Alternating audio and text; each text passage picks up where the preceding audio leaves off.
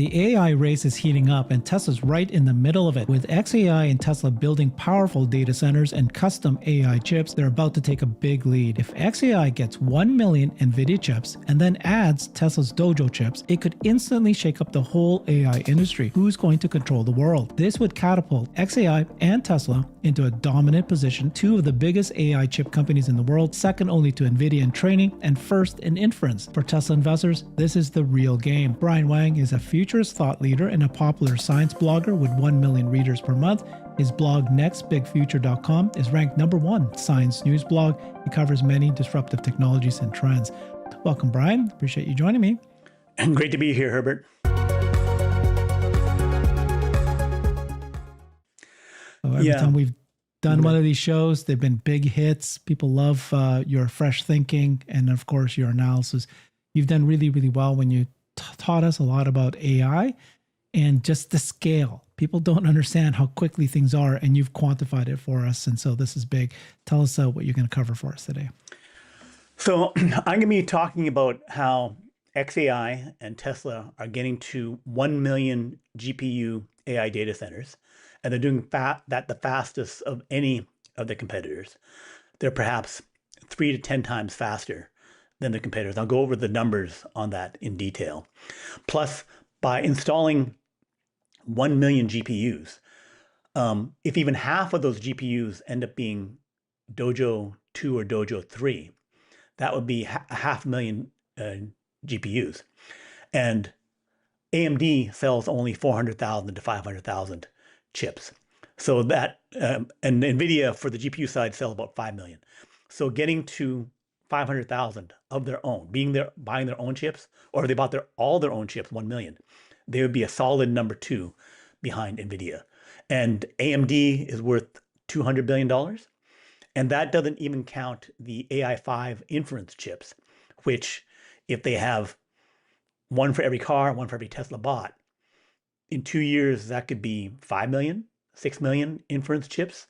So they would again be the dominant, they would be number 1, not even number 2. They'd be number 1 in inference chips. And by winning AI on the chip side, if you really win it, that's a $3 trillion business there, plus and growing. So those are huge potential numbers. Gotcha. And so that's a huge hit on the Tesla stock. But more importantly, I think you're hinting is that it's like the speed by which both xAI and Tesla together are moving this, it gets them not only in the chip side, right, but also the software side, that it's almost impossible for others to catch up. And then, of course, you're going to have to explain what is the big, gold under the rainbow here, whoever gets there first, why this is such a big deal, right? Yes, I will. Yeah. So you call this AI scaling and scaling laws. Tell us why'd you do that? For the scaling laws, that refers to that there's various papers that discuss if I have some amount of AI compute, that then I can get a certain level of performance for my AI. So if we get to 1 million chips, up from 100,000 for Grock 3, right? So I would predict Grock 5 would be 1 million chips, and that would be built. The AI data center would be built, energy and chips, by the end of this year, and then it would train for the first few months of next year, and then release around March to May next year. And that speed of build to get to 1 million chips by scaling law would be like the move from Grock 2 to Grock 3, right? That level of increased training, you'd expect that amount of improved performance from the models. So basically that the physical world changes of how big the AI data center is translates to how good we expect the AI to be. Yeah, let's show us what you've presented here. So why is xAI and Tesla, they're working together. Why are they winning physically in the AI data center builds?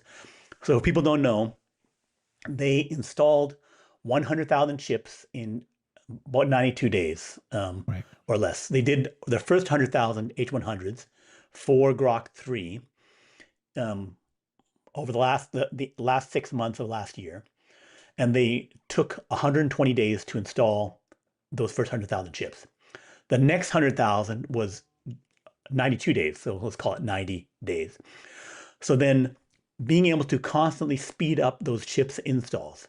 If I want to get to 1 million chips installed by the end of this year, they need to get to 100,000 chips every 30 days, right? In order to say, starting from the middle of this year, 100,000 chips, 100,000 chips, add in 600,000 chips to the 400,000 they already installed. Then they get to 1 million chips. And the fact that Jensen Huang said everyone else is taking a year, that when Tesla said, hey, third-party vendors, whoever else is doing this, Supermicro, Dell, we want to install 100,000 chips, as fast as possible. They got quoted 18 months. That's right. Right? So this physical advantage is like being able to run a marathon in 20 minutes, right? So you're just, instead of like 2 hours, right? You're just that much faster than everyone else. And even if they're trying to speed up from 300, 400 days per 100,000 chips, they need to, get down to the 120 days to do 100,000 chips. How long to get from 400 days down to 120? If it took 300 days, I've just used up the entire year, right, to do my first 100,000 chips. So this is we're looking at a race, and it's like, well, that guy's 10 times faster. How long did it take the other guy to get 10 times faster? And he's going to get to 3 times faster in order to get to the 1 million. So Tesla's getting faster and faster at a better rate than the other guys. But installing this many chips needs several other things. One is you must install all the energy to power your chips. To power 400,000 chips, which I think is what they're going to use for Grock 4, right? They need a half gigawatt. Fortunately, there's been an aerial photograph taken by a group that gave it to the Daily Mail that says that they have already installed 35 turbines, mobile gas turbines, that they estimate to be the power of about 570 megawatts. So the power is already there. So now it's just, are the chips, the B200s that they're buying, being installed that quickly? The other aspect of it, so power, chips, the chips must work together. They must communicate. All the memory must be shared. This is an innovation, a Tesla patent, that XAI has used in order to get the communication to be faster. Microseconds instead of milliseconds. 1,000 times faster, so that all of the chips and all of the memory are one, coherent memory, beyond 30,000 chips. That is not just snap your fingers and do it. They had to take the Ethernet protocol, which is what the entire internet is based on, has 7 layers. The third and fourth communication layer got converted into hardware. They had to say, okay, something that we're doing software, we're now making custom chips. We had to design, figure out how to do it, make the chips, have some fab make these chips, put chips on every server. Every one of the 100,000 million chips servers has the communication hardware to do that. So my estimate is that there's no way anyone else can do that in less than 2 years, right?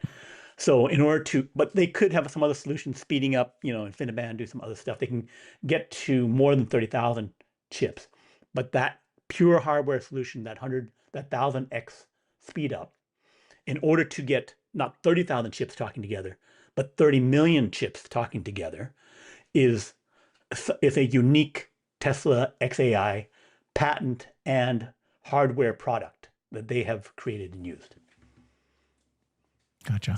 So it's not just the speed of buying those chips, installing them, but if the hardware, networking, Ethernet, and then of course this idea of getting it beyond 30,000 chips to be coherent, you need to make these innovations, and it's going to take years for the others to even do that.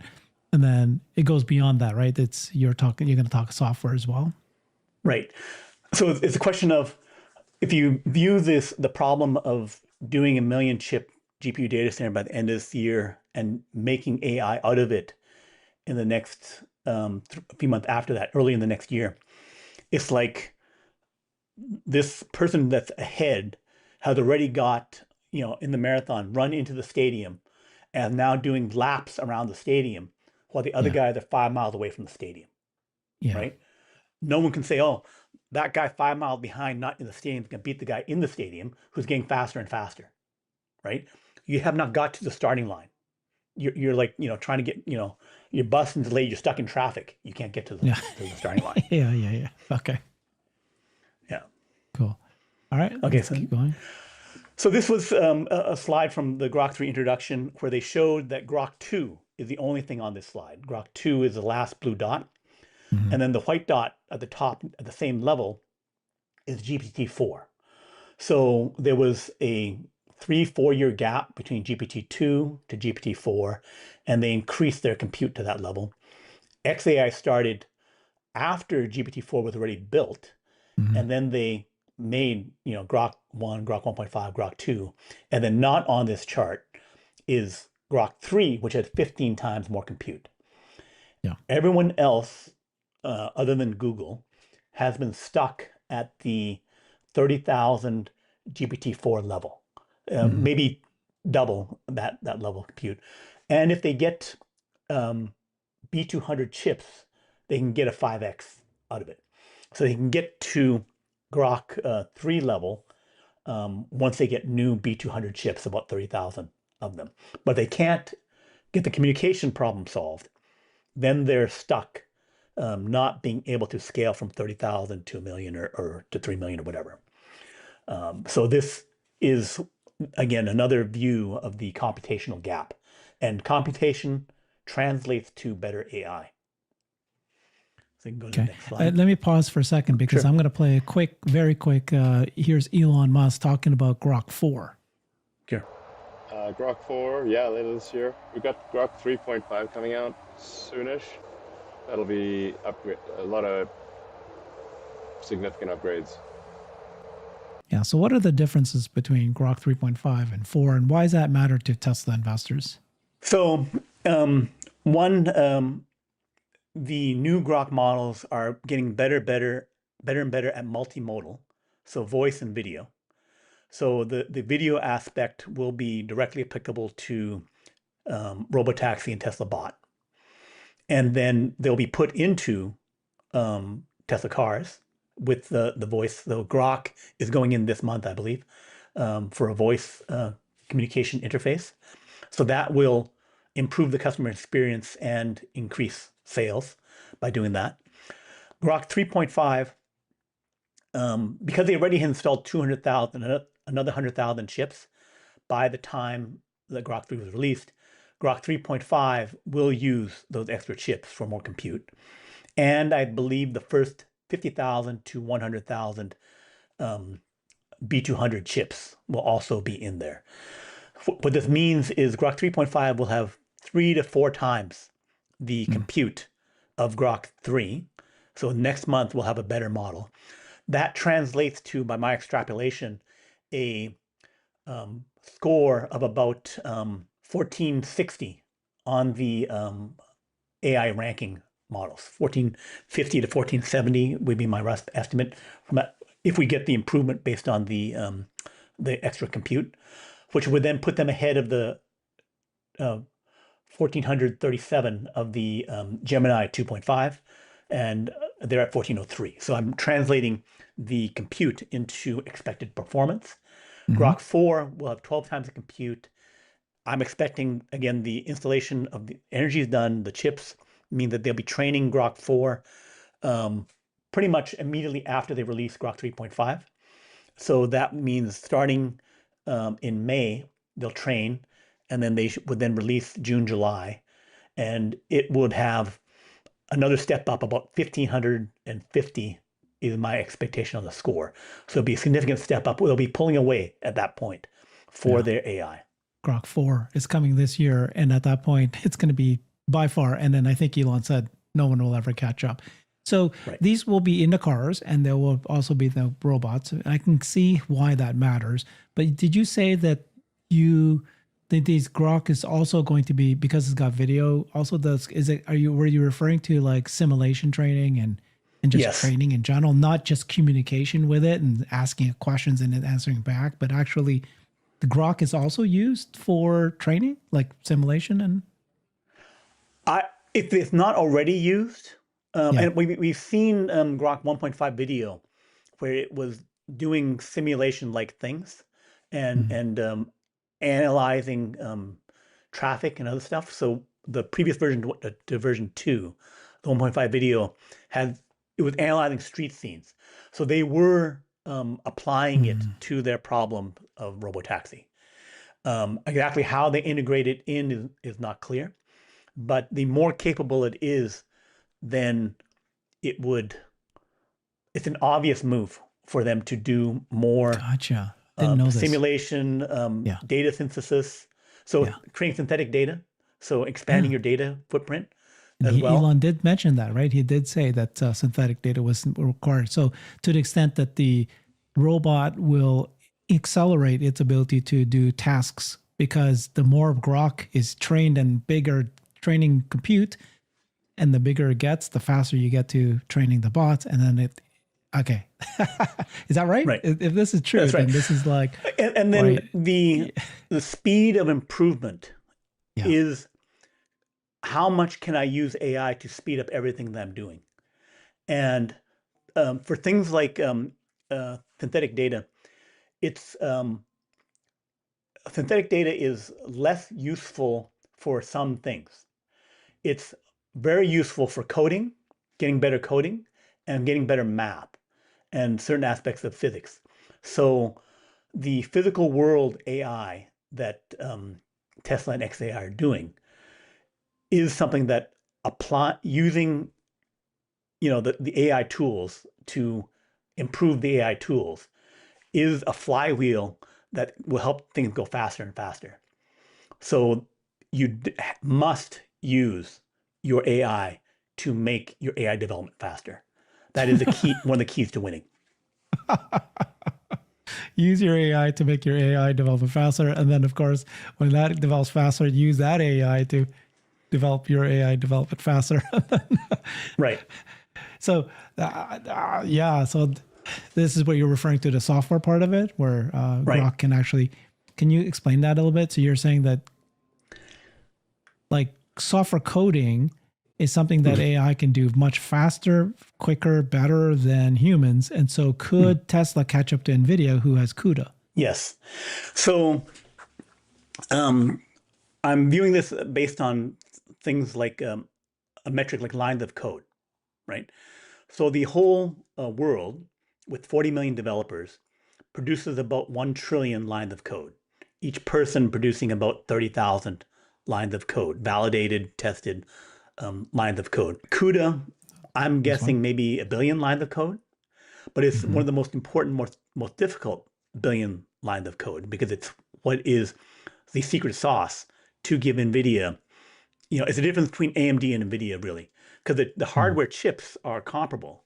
Your MX 300, whatever AMD chip is not that far off of the NVIDIA chip, but it's the fact that you can program the parallel programming of giving your problem, splitting it up into 1,000 pieces for all of the different chiplets within your chip.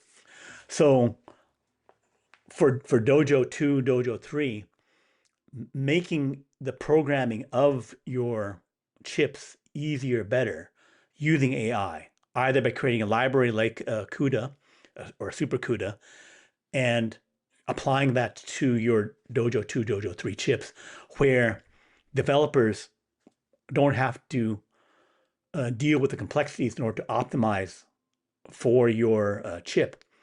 That is the key advantage. So one, there's the prize of solving programming and software in general, getting to 1,000 times better programming, and specifically to target the problem of Dojo 2, Dojo 3 needs its own version of CUDA in order to have more efficient programming and development. So that is a a key layer of the stack of AI technology, that you want to have a completely integrated vertical stack, each aspect of it training up faster and faster and faster. So the bottom of the stack is energy, data, and chips and network communication. Then you make that into a data center. The data center is the hardware form of your AI brain. And then that brain generates AI software, AI large language models, AI applications, also physical applications like robotaxi, like Tesla bot. And all those things apply to speed up every aspect of the stack. So if things are separate in multiple companies, then it's like a gear turning, and I have to have another gear turning in synchronization with it. So there's friction, there's other things going different speeds, and you have multiple gears, more complexity, more ways the whole gear system can break down and go slower. It's tougher to turn the crank and get the whole thing moving faster. If I have one company, one gear, everything vertically integrated, then I can just like start cranking faster and faster. If I have the AI speeding it up, then I get the whole cycle of innovation. And Elon has said, everything is speed of innovation. So if I can get my speed of innovation rolling faster and faster, this is the speed with which they delivered the Ethernet breakthrough hardware solution, right? And then applied it to everything, and then figure out some solution to install the servers. That involved, software testing, hardware testing. A lot of many processes, many groups had to be perfectly synchronized in order to achieve that what Jensen Huang calls superhuman. I'm getting it. Okay, I'm following along, which is great. So the critical thing is the speed of implementation of compute. Get as much chips as possible. Tesla has not only bought as many B200s from Nvidia, but they have their own Dojo chip, which can add on top of what they bought. Again, other competitors don't have that, so they have to buy more, which they don't get. The speed by which they built these data centers. Now that you've got the fastest compute and the most compute, and they reinvented the networking, how fast that they can all work together, 100,000, 1 million of these. No one else is able to do that. That then allows you to create the fastest, biggest AI, let's say Grock 4. Again, once you get to that point, it's hard for anybody to catch up because you're just running faster and faster and faster. But that AI itself, it's not just LLM. It's not just you talking to it and giving you info. It can create software. And that software can then accelerate everything. And so you share this, which is people, I think not everybody realizes that today AI can actually create software at superhuman speed. Here's an example where Reid Hoffman, who's the founder of LinkedIn, asked Replit to clone LinkedIn. That's it. He just gave that single prompt, and boop, out comes this clone. Right? It's just all of it, like seconds, right? Like within minutes, here it is. Clone LinkedIn. Boom. Visual preview, first app per version, and then out comes the software. So your coding is faster. And so you're saying that maybe Tesla can then create CUDA, which is what Nvidia has billion lines of code, but they can probably catch up. Right. So the 2.2 times faster already is the coding assistance. Copilot, other existing tools that are speeding up all over general programming. So that's already been done. The 10x compute by 2030 was an ARK Invest projection of maybe we get to 10 times, assuming we stay in the world of coding assistance. It's kind of like, for the Tesla investor, it's like we have autopilot and we have a better autopilot, and that's all we get. The full auto coding that I'm talking about is where we go full robotaxi, where it's just like I ask it to make a LinkedIn and it makes a perfect LinkedIn, right? It's all tested, it's all validated. And I'm saying, okay, it's actually Eric Schmidt, the ex-CEO, chairman of Google, who said, if I had a great AI, I would ask it to make a coding version of TikTok and then give me a launch plan to make it go viral, my version go viral. I would then release it into the wild, and then an hour later, come back and see, okay, did it go viral enough? No, I only got like 1,000 people. So Mhm. then I say, analyze what went wrong, fix it, change the code, change the launch plan, the viral plan, relaunch it, and keep doing that, repeating Yeah. it. And then within a day, Yeah. I could have 10 million, 100 million Yeah. users, Yeah. right? So that is full auto programming. Yeah. The system does itself. So because Tesla and XAI are ahead, Right. and again, how do you translate that to what it can do? It will make robotaxi faster. It will make the improvement of robotaxi faster. Yes, it will. It will. There's still the March of Nines, so it will help it capture and gather more data. It will do more stimulation. It will, handle the video better, analyze the world better, and it will enable robotaxi to improve faster. And then also things like in the car, if I have no steering wheel and I can talk perfectly to the vehicle with a Grock 3.5, then someone could say, just like they're talking to an Uber driver or a taxi driver, hey, pull over here. I don't like this. Is uncomfortable. Make that turn here or there. While I don't have a steering wheel, they can still verbally control the vehicle. So it closes that gap. It can also be things like, adjust the air conditioning, turn on the music. It can make everything about the user experience more perfected, more like you have like Jarvis from the Iron Man show helping you. One thing I can see happening is like this Tesla's about to launch a diner in Santa Monica. Yeah. And when you go to this diner, when you get the car close to it, it was revealed that the Tesla software changes, and all of a sudden you have the menu system. You have the website for the diner. You can order food through the Tesla car because there's a software that, like you can actually see it. Imagine if you had this Grock that is not only an LLM, but actually can create software. You can basically instantly create McDonald's, Kentucky Fried Chicken, Target. As you get closer to it, you get into the parking lot, up comes all of Target's online thing, and then you can order it, and then Tesla gets a cut if you buy something and it comes to you. You know what I mean? Like they could create software pretty instantly, replicate Tesla's, Target software, whatever they want to do. But Yeah, or some personalized app that's just for you. So all your personalized settings are in there. It could, but not just a data configured app, but something that has its own code that would enable it to be exactly what you want. oh my God. Okay. Like it's basically the App Store, Apple's App Store, but Right. for the real world.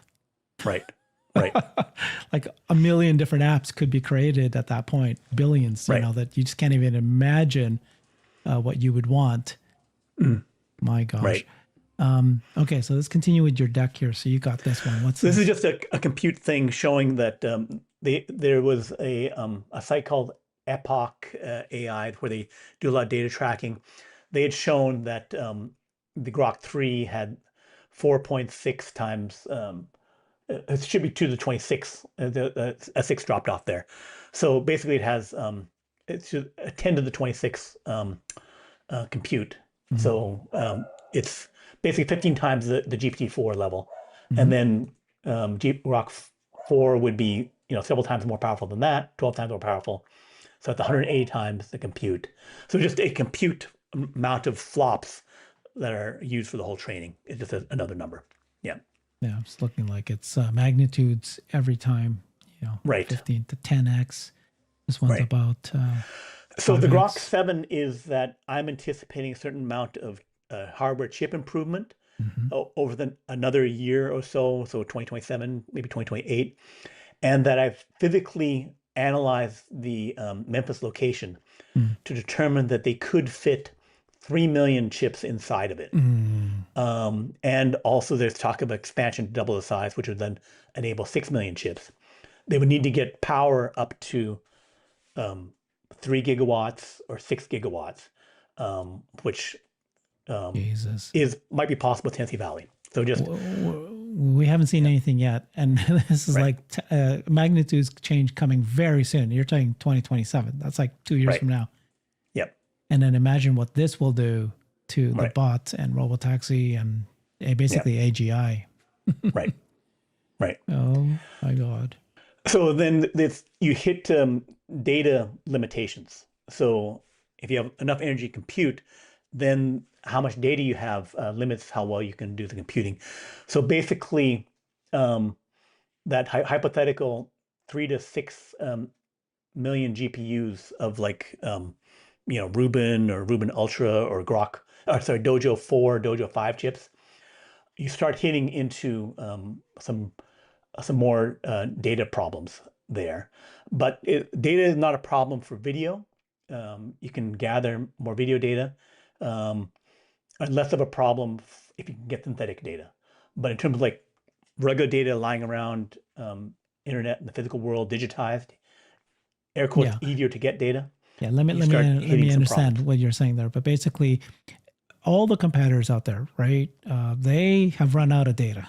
They can basically grab every single data point that exists in the world, which is the library, Google, websites, videos, and YouTube. They already have that. Yeah. But what they need is what Tesla is able to do, right? Which is more robots in the world, with video cameras, grabbing data about how to pour water into a glass, how to turn on, how to open my door, how to turn on a security, whatever. Press it, which buttons to press to lock my security, which buttons to press to open it, those kind of things. And so that's unlimited, the number of that data is based on how many bots I have. But all the other competitors out there, where are they going to get their data beyond which everybody already has today? They're stuck. Right. And people don't understand the magnitude of the hardware and technical challenge of gathering 10 gigabytes of data from every car. Every car every day. uploads it already. 7 million cars. Yeah. 7 million cars. Yeah. So that amount of data, we talk about the 6 billion miles of data for the robotaxi solution, which we're going to get to this summer, right? So we're already at 4 billion miles of data, and then we get to 6 billion miles. That amount of data can be converted into years worth of video. Because if you think about it, a 60 mile per hour car goes 1 mile in 1 minute. A 30 mile per hour car goes a mile in 2 minutes. So 6 billion miles roughly equates to 6 to 9 billion minutes worth of data. So that is 11,000 to 16,000 years worth of data. Yeah, where do you store it? So one of the AI experts who works for Meta, Jan LeCun, keeps saying how Tesla can't solve robotaxi and says, well, it's so inefficient that a human can get video data from the time they're born until they're 16 and then learn how to drive a car, right? The person is so much more efficient. So the AI is so good. But as we said, 11,000, 16,000 years worth of video, and your robotaxi solves it, assuming that we solve it in June. That means it's 1,000 times less efficient. But it's meaningless because I can gather data 1 million times faster because I have 1 million or 10 million devices gathering the information. So then solving a humanoid bot completely, if it's just a matter of having all that data, making the 10 million bots and getting, all this video data and then crunching it, even though it's 1,000 times less efficient, I still solve the problem in a year with 10 million bots worth of data. Gotcha. Yep. Yeah. So basically we are there for superintelligence. We're there. That we will have the video and these problems will get cracked. And people say, well, it's so much data, so much problem. It's like, we just cracked this driving problem over, yes, it took a decade. Yes, it took 11,000, 16,000 years worth of data, but we gathered the video and now we have the systems for uploading that quantity of video. And if we upload 10 times faster, 100 gigabytes worth of data, more cameras, more systems. And in terms of the others, they won't have a Starlink satellite network to upload their bandwidth on. They'll have to, pay Verizon or other companies to upload their data. Tesla will pay SpaceX too, but obviously it's at a lower cost because they'll have all of the globe for gathering their information. So they don't have the system for uploading 10 gigabytes per day. No one else has been doing that. They don't have, practice uploading from 7 million vehicles already. And they don't have a global communications network that can move the entire internet Wow. in a year, all the time, and even go beyond that.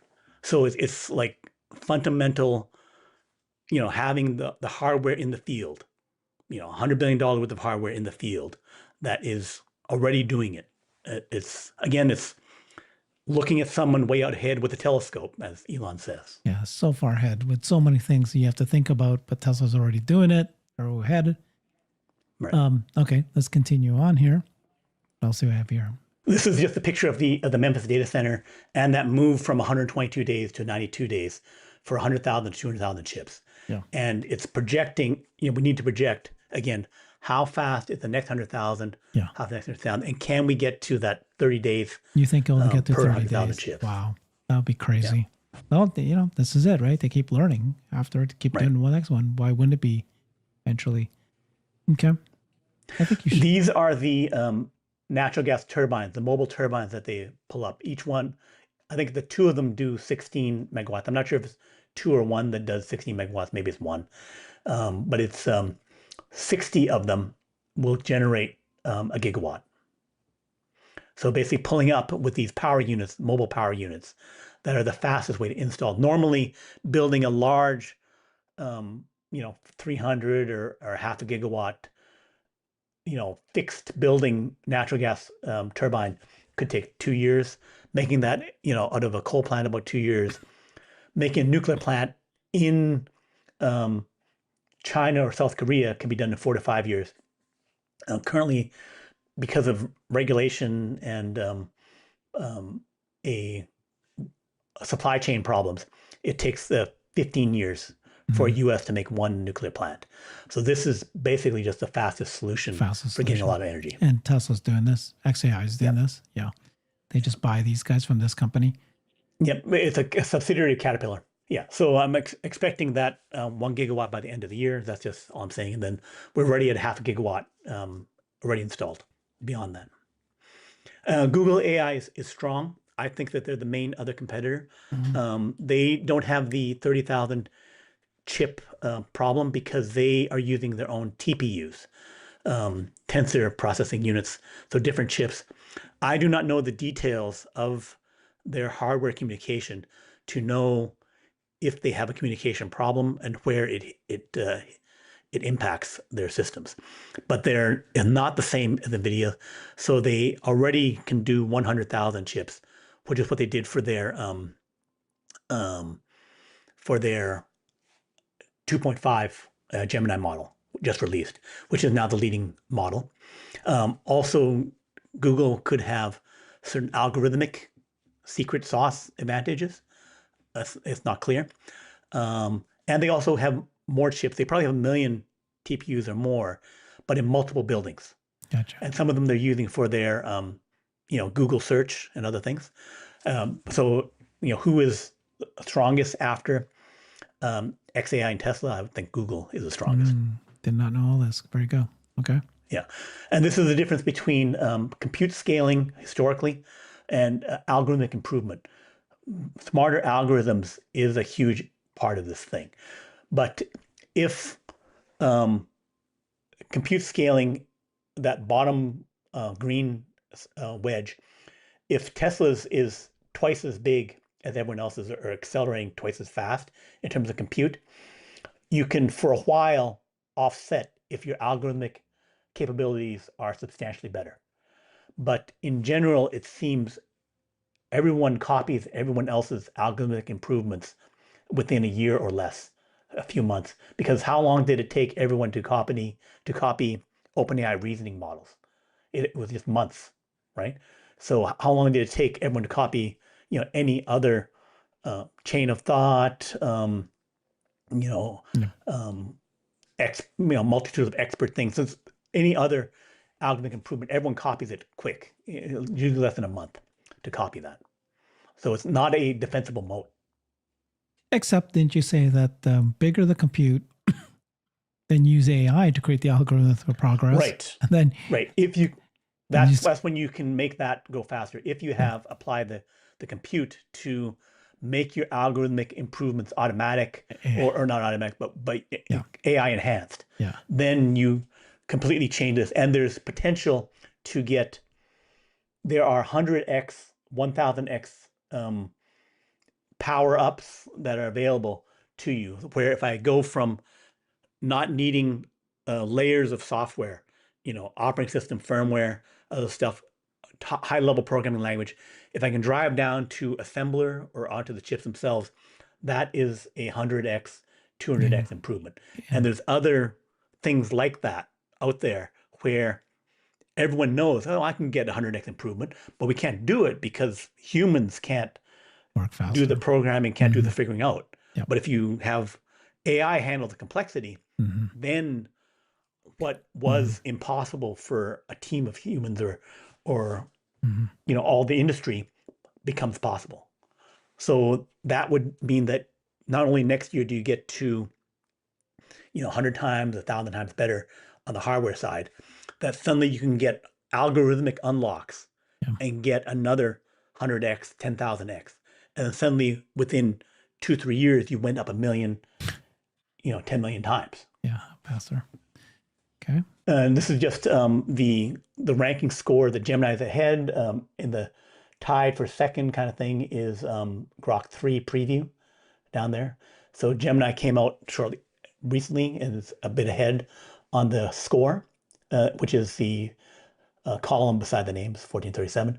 So my estimate of Grock 3.5 is 1450 to 1470, which is below. Then I would estimate that they'll pop into the lead. One of the reasons that they want to release Grock 3.5 is to get the lead on the scoreboard. And then Grock 4, which I'm expecting August or September, they would have 1550 to 1600. So substantial jump up on the leaderboard for the AI capability. But it's less about the scores and more about how good is it in the real world for the key real world problems. Elon has said that once we win, get the top of the leaderboard, it's unlikely, he thinks, that anybody else will ever catch up. And that's partly the speed of compute. Right. Speed of compute, speed of innovation. Yeah. Right. Okay. I love this table that you showed us a long time ago. But basically, you got Grock, Gemini, Llama, and GPT. And you're basically showing here that whenever we looked at this, that, by the time these guys release the 1 million chip years, December 2026, Grock is already at the 600, at the 10 million, September 2026. It's like 10 times. They'll never catch up. Yeah. Right. And this model is getting harder to update because they have to simplify things, because there's like 4 or 5 different versions of Gemini 2.5 that could be coming out. So it's like a bunch of different versions of things. And there's a potential that we switch over to continuous improvement, where I don't have to retrain from scratch. I may be able to take a Grock 4 or a Grock 5 and then just add on more compute, add on training, and then it kind of morphs into the next version. You could have continuous improvement. That's something that could be happening. We're definitely getting more versions of things, like something that's a version of GPT 4.1 that's specialized for coding, GPT 4.2 that's specialized for video or something. So we're getting custom versions of things. So it's more complicated, but roughly you're at a tier of capability that's getting more versions. Yeah, I love this table so much. Yep. Yeah. So where are we here? We're now we're coming to Grock 3.5. So next April month. 2025. Oh, well, that's the training done this month, and then it releases next month is my expectation. And it should have about 3 times the compute of Grock 3. Gotcha. That's the Grock 3.5. So this took Chip years. What is chip years. So just multiplying 250,000 chips Yeah, times the time. chip years versus H100s. So H100 equivalents. It's I should probably eliminate that because it may be confusing. It's just a raw compute measure for it. Yeah. So by the time, yeah, yeah, okay, cool. This is great table. Love it. Future Grocks. Yeah, future. Yep. Yeah, and this is just the timing of it. So I'm expecting the next major models to be Grock 3.5, Grock 4. OpenAI supposedly has a GPT-5 out there. And it's a question of, did they use 100,000 H100s? Did they use 30,000 B200s? It's unclear how good their data center thing is. And they've stopped telling us a lot about that, which to me says that they're falling behind. They're falling behind. Yeah. And this is just the algorithmic side, just more detail. We don't need to go over that. So then the inference, the using the models and thinking about giving answers is inference. And Tesla will be the leader there, where they have abundant chips. The AI5 should have 10 times the compute of the hardware 4, now renamed AI4. And that'll be in every car, and that will be in every Tesla bot. Are you expecting AI5 to be part of the Cybercab in June? Or is it going to be like, no, those Cybercabs will have AI4, hardware 4, and it won't come until next year, AI5? The last word that I heard was that it would be released in like Model 3s and Model Ys and other regular cars starting in the second half of this year. Yeah. So even if there's no Cybercab or other vehicle, that we would, just so we switched from hardware 3 to hardware 4, there were hardware 3 Model Ys, and then now there's hardware 4 Model Ys. So getting a hardware 5, AI5 version is just a regular, same as upgrading from hardware 3 to hardware 4. Yeah, so sometime this year is the thinking. Yep. That's why I'm thinking that the Cybercabs are likely having it, by the way. I just can't imagine that they would launch it without the AI5s already. Right. Yeah. The only reason they wouldn't is because FSD version 13 and maybe 14 is more optimized for hardware 4 already. So maybe they, even though the chip is ready, they wouldn't do it until next year. Right. So the improved 10x power, compute power, is not required for a functional robotaxi. Yeah. We already know hardware 4 is sufficient for a functional robotaxi. The fact that we get 10 times the compute is so that we would have a distributed, what Elon called a distributed inference network. So let's say we have 10 million cars, so next year, another 3 million, like even for this year, get close to 10 million from 7 million.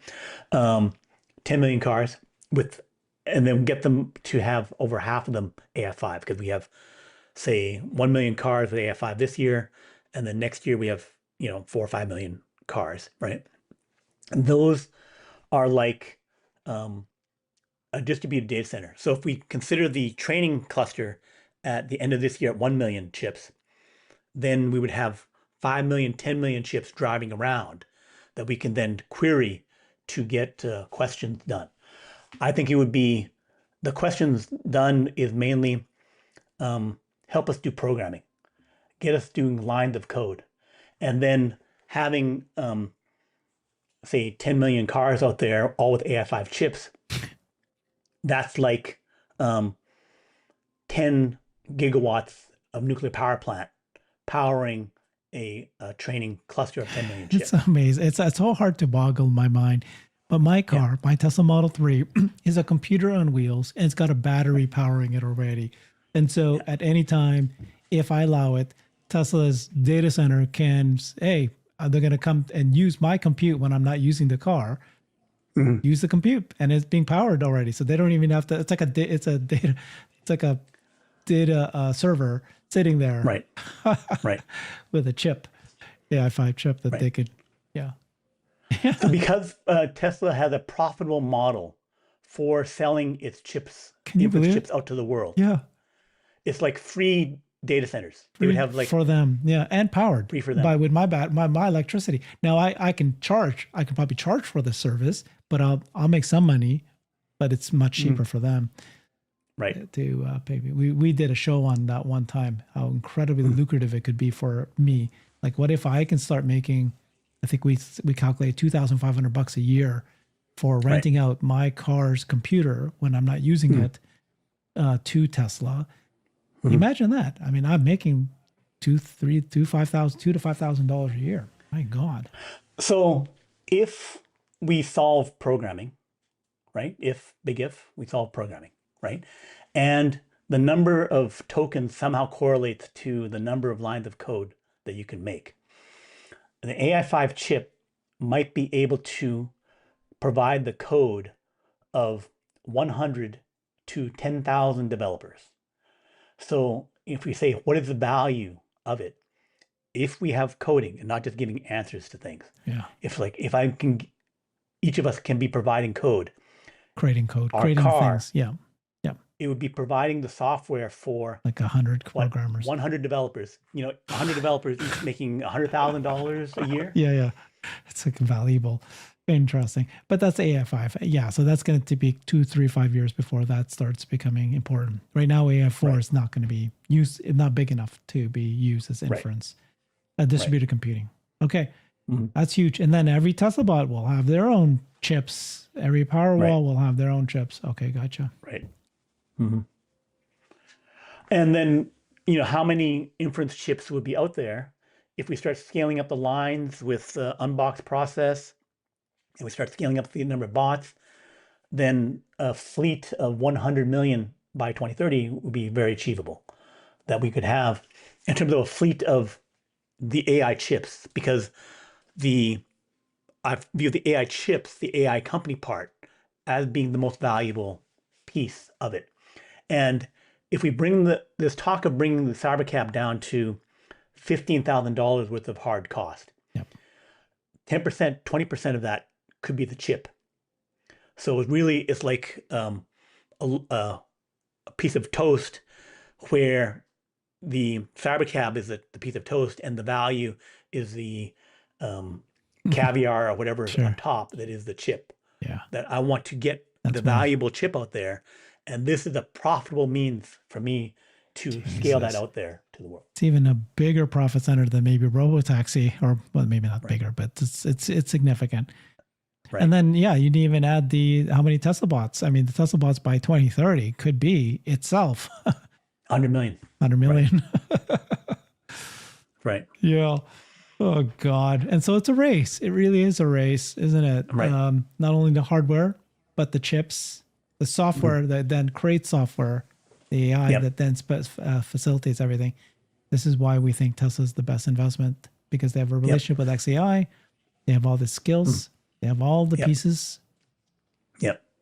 It's that integrated thing. I think this is basically the end of my slide deck. There's some other stuff about AGI, but we don't need to go in there. This is basically just that the software explosions first, then chips get improved next, and then industrial explosion is related basically to Tesla bots, scaling out to 100 million, and then making more and more things. Just beating people with scale and volume is what's going to happen. Okay, last comments, Brian. This is just mind-boggling, honestly, but I love it when you do this, because you bring to mind this, you quantifying how exponential things can get, but then it's not just one thing. It's not just, I think by now everybody's understanding compute matters, and there's a race for compute. But what you pointed out is it's not just the hardware, right? It's the inference chips that's out there. It's the software that actually can now code. The actual software, the Grock, can actually help with synthetic data for the bots and for Tesla, robotaxi, not just, AGI that you can talk to, but actually coding the robotaxi, and the bot skill sets. Yeah. Right. It's the integrated full stack solution, doing every part of AI that you cannot, a company cannot allow other companies to control what is critical for their recursive improvement. You need to have it all under one house, ideally in one building, or super building, that is constantly improving itself.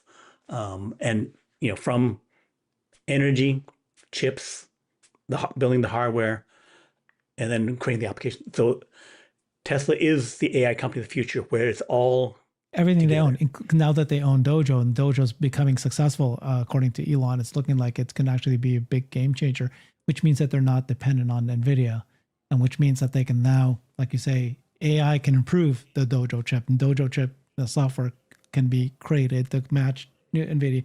Right, Yeah, right. 'cause they So own it all. in terms Yeah. of the dependence upon Nvidia, not like Nvidia is a bad company, but Yeah. they're making 5 million B200, B300 chips this year. Next year, they maybe get to 7 million. The year after that, they get to 9 million. So if you wanted 3 million chips in 2027, then you'd be saying, I need 33% of your chips. You know, Yeah. if you did want it, you'd be like paying, Through the way nose. more. Yeah, because everybody Yeah, wants it. through the They're nose all because they keep it's raising it's the an prices. auction. Yeah. Yeah, right. Everybody wants it. And they might not be able to create the number of chips that Tesla needs because they're moving That's right. faster and faster and faster. It's a good thing that Yeah. Tesla's creating our own inference chip, and it's a good thing we're creating our own Dojo chips. That's right. That's right. Wow, Brian. This is such a powerful Okay. presentation. I appreciate you as always.